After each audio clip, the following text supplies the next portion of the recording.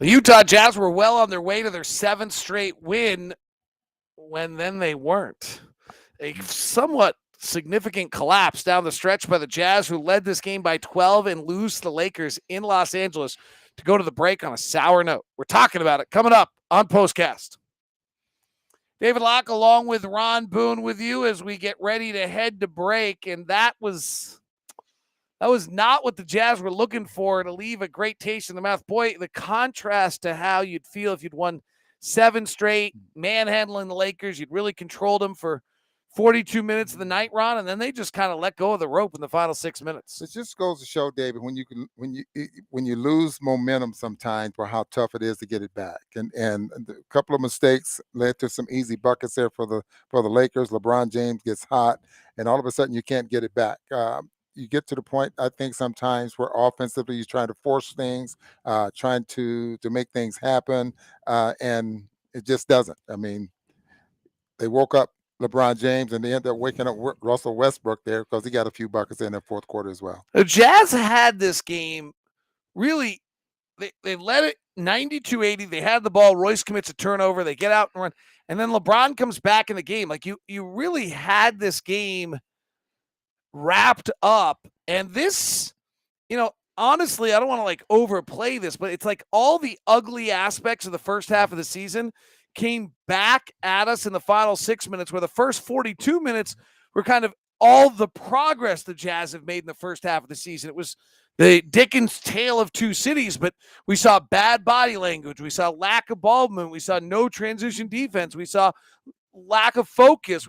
All of the things we've kind of harped on this season about this team showed up in those final 6 minutes in the ugliest of ways. And what you're saying is absolutely true. And the Jazz could not take advantage of lackluster play there by the Los Angeles Lakers early. I mean, they couldn't finish the basketball game is what I'm saying there. And once you give a team life like that, especially with a player like LeBron, it's probably just couldn't turn it around. But you're absolutely right. It's like they went back into the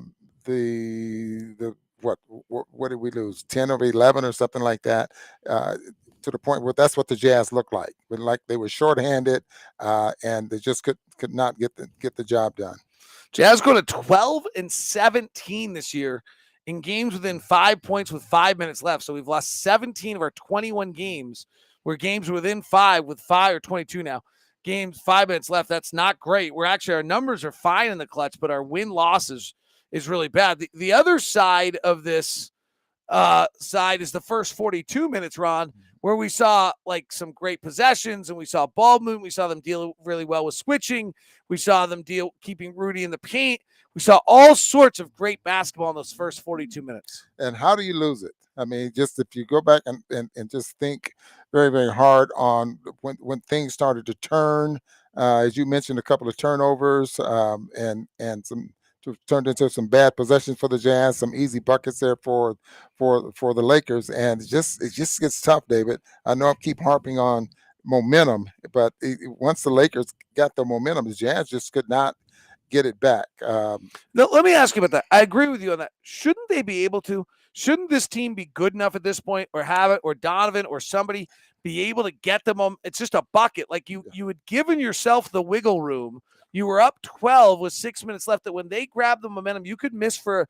You should. It feels like if we're going to be good, we've got to be able to grab the momentum back. I totally agree with you there, David. But you should be able to. But it didn't happen, and so we can start watching. If we were to watch film, we could probably pinpoint some things that a lot more than what we're doing now, and what the Jazz did wrong, and what they did not capitalize on. Early in the ball game, making tons of shots, and Donovan was hot, and everything was going in the Jazz favor. A lot of those little 50-50 balls that you made some comments about during the course of the basketball. They the ball bouncing around right in the hands of Boyan. He gets the chance to put it back on a putback there, and those type of things. But then once things start to change and turn the other way, it's again. I don't know if how you can get it back. Some of our most reliable guys weren't great tonight. Mike Conley seems completely worn out heading to the break. He carried this franchise throughout January, did not miss any games. He seems completely exhausted. He was 1 of 9 the other night. He was 2 of 9 tonight. We were minus 25 with him on the floor. He's been our stalwart. And the other one you noticed early in this game, Ron, you said Rudy Gobert didn't look right to you. He did not look right. He looked like he was a little slow. We're acting a lot slower than what we've seen in the past. And I thought LeBron attacked him. I thought Westbrook attacked him there as well, and he was just just slow enough to where those guys were able to finish over the top of him. That was something we would not have seen probably, before his injury. But hopefully he can get it together and he can get back. I really thought the Whiteside was probably a lot better on the floor tonight than Rudy Gobert. Well, the plus minuses were told that story. Rudy tonight was a minus 27. Whiteside was a plus 20 tonight. We do not know what happened on his technical foul, a point that frankly turned out to be very important late in the game and dictated the way the game was played late. We are here in Salt Lake, so we have no idea. We apologize for that, though we don't control it, so it's not one, there's nothing we could do. But the not uncommon for a guy on his second game back from a injury to be the night where they're off, right? The first game back, they always kind of come back. They look good. The second game, their body is not playing along as well. So the Jazz lose it. The fact is we have this kind of 40, it's at 58. So we have 24 games left. Unless something goes dramatically wrong, I hope you tune in and listen. I don't think it's going to be the most eventful 24 games. Memphis with this is up pretty far on us. I think it's going to be awfully hard unless Memphis really collapses for us to catch Memphis. I think there's more chance that Memphis catches Golden State, frankly, if Draymond doesn't come back, and that we end up with Golden State at 3. I don't think that Denver, Dallas catches us.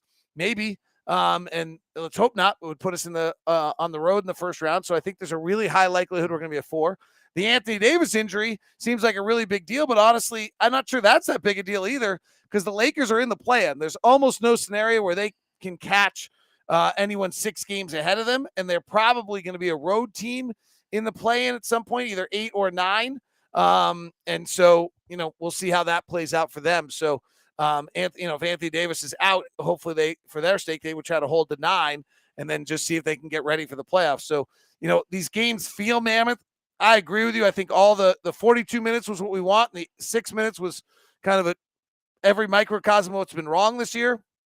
But it's going to be a weird final stretch for us on the backside of the All-Star break, Ron, because I think you're going to want to make every game feel like a lot. But the fact is, it's just going to be this march to getting to April and then finding out what you got. I'm looking at our schedule. You said 24 games left, and the home games are spaced out, which means we have 2 road trips to take where they're 5-game road trips and then a 6-game road trips. Regardless of the teams you're playing, that still makes it awfully tough because of the amount of games that you're playing in the row on the road, and then you come home for 1, you go back on the road for another 5 or 6. That stretch to me is going to be awfully tough because it's just the nature of it. Playing on the road, teams seem to be much better at home, and so that's not tough, but it's going to be very, very important, I think, as far as the Jazz holding on to maybe that 4th spot. 3 things I think will be key in the second half of the season. The bridge lineup that was our best lineup is gone because of Joe Ingles' injury. It didn't look very good tonight. We'll see whether they can build that bridge lineup back with Conley, with Gobert. Right now it has Jordan Clarkson and Daniel House on the floor with, I'm not sure who the 5th person is right now. Might even be a Trent Forrest in there. So they're trying to figure out that, or it's Eric Paschall right now. Trying to figure out that lineup. I think the second one, Royce O'Neal, traditionally in the second half of seasons has nosedived in his 3-point shooting. He's at a career high 41%. He bypassed one tonight that was important for him to take. Can he maintain his 3-point shooting? And then the health of Mike Conley down the stretch. Those are the 3 storylines for the second half of the season. Have a nice All-Star break. Ron and I will talk to you on the backside of the break when we play the Dallas Mavericks Friday on the 25th. Is that the Friday, right? I hope it is because I'm not planning to come back for my trip till Thursday. I hope it's a Friday. We'll find out. Yeah.